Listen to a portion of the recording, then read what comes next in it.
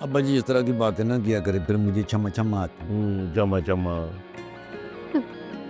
अब्बा जी मैं सोच रही हूँ कि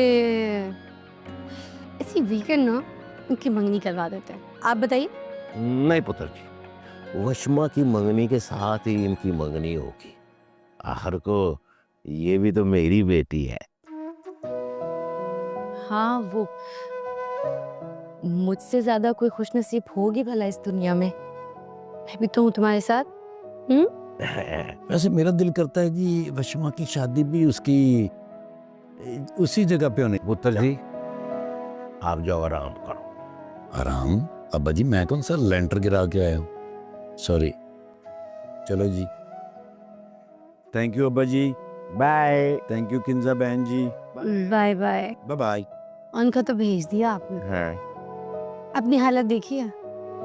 आप भी जाएं, जाके आराम करें, इतनी रात हो गई है। ठीक है बेटा, मैंने कौन सा चौकीदारा करना है।